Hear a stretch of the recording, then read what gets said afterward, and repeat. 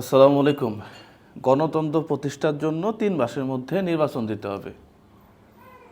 গণতন্ত্র প্রতিষ্ঠার জন্য এই অন্তর্বর্তীকালীন সরকার ৩ মাসের মধ্যে ক্ষমতা ছেড়ে দিবে এবং এই ৩ মাসের মধ্যে ক্ষমতা ছেড়ে দেওয়ার পরে একটা নির্বাচন দিতে হবে। যেই নির্বাচনে একটা গণতন্ত্র ফিরে আসবে, যেই নির্বাচনে বিভিন্ন সাংবাদিক তারা প্রকাশ করবে যে 40% ভোট কাস্ট হয়েছে 12টার সময়। এই দিক দিয়ে একটা বা দুইটার পরেই তারা প্রকাশ করবে 60% 70% ভোট কাস্ট হয়েছে, নির্বাচন সুষ্ঠু হয়েছে, গণতন্ত্র প্রতিষ্ঠা হয়েছে।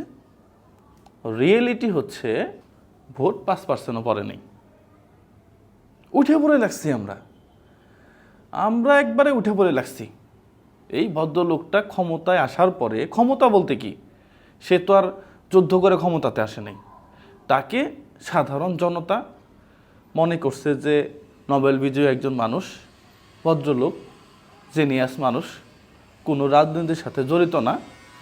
এই লোকটারে যদি দেশে নিয়ে আসতে পারি, হয়তোবা এই জুলুম নির্বিচার একজন ছোটোখাটো এমপি, সেও 3,000-4,000 কোটি টাকা লুটপাট করছে, দেশের বাইরে 2-3টা বাড়ি বানাইছে।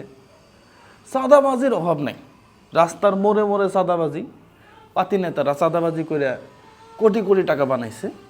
এই জায়গা থেকে দেশটা যেন একটু নিরাপদ থাকে, দেশটা যেন একটু সুন্দর হয়। কিন্তু সহ্য হইতেছে না, আর সহ্য হইতেছে না। স্বাধীনতার 53 বছরে কোনো সরকার কি কোনো সাধারণ মানুষের অধিকার নিয়ে কথা বলছে? কোনো সরকার কি এই সাধারণ মানুষের ভবিষ্যৎ কি?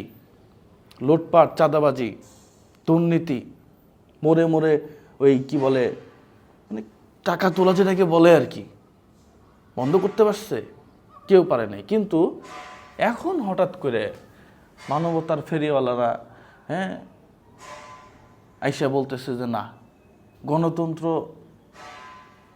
রাখার জন্যে খুব তাড়াতাড়ি নাকি নির্বাচন দিতে হবে।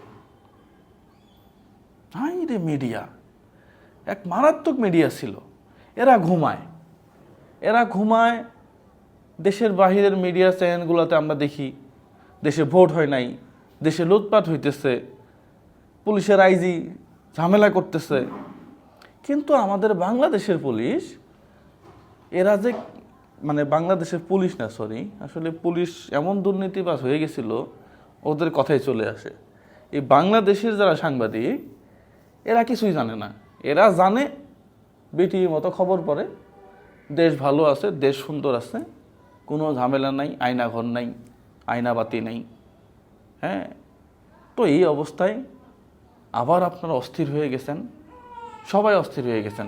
গণতন্ত্র প্রতিষ্ঠার জন্য এখন 3 মাসের মধ্যে, 2 মাসের মধ্যে নির্বাচন দিতে হবে। হোক না ভাই, দেশটা একটু শান্তিতে থাক। সাপোজ এখন ক্ষমতায় আসলো অমুক পার্টি, সে 300 আসনের মধ্যে 220টা আসন নিয়ে গেল। সে করবে কি আসলে? সে আবার ওই ট্রাফিক যেগুলোতে থাকে, বিভিন্ন মোড়ে মোড়ে চাঁদাবাজ বসায় ট্রাফিকের সাথে হেও চাঁদাবাজি করবে। এখানে সেখান থেকে টাকা নেবে, 10 টাকার কাজ 20 টাকা দিয়ে করবে, দেশটারে যাতাই বানাবে। কিন্তু যদি পুরা কাঠামোটাই চেঞ্জ হয়ে যায়, যে যারা দুর্নীতি করছে, যারা আইনের অপব্যবহার করছে, তারা যদি থেকে যায়, তা যে দলই আসুক, ওরা গিয়ে ওই দলের সাথে আবার সে একই কাজ করবে। কিন্তু যেভাবে ছাঁটাই হইতেছে, এই ছাঁটাইটা যদি হয়, তাহলে পরবর্তী যারা আছে তারা একটু ভয় পাবে ভাই। এটাই সত্য কথা। পুরাতনরা আর কত, নতুনদের একটু সুযোগ দেন, চাপাচাপি করিয়েন না, যাক না কিছুদিন, একটু শান্তিতে মশামাসি কথা বলুক। নির্বাচন সুষ্ঠুভাবে যদি করতে হয়, আমার মনে হয় ছাঁটাই বাটাই বিভিন্ন জায়গাতে। আজকে প্রধান বিচারপতি নাই,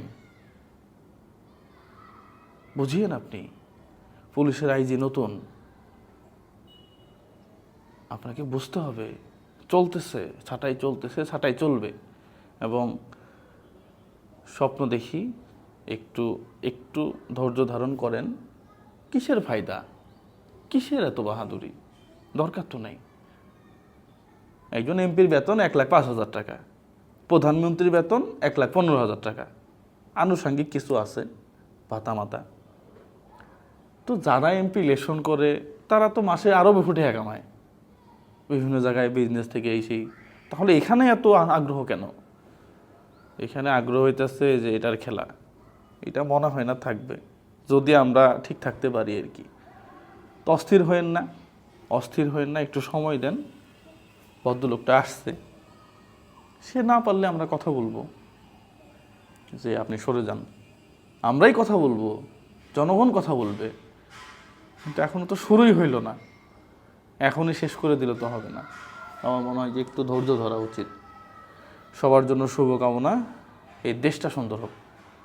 আসসালামু আলাইকুম রহমতুল্লাহ।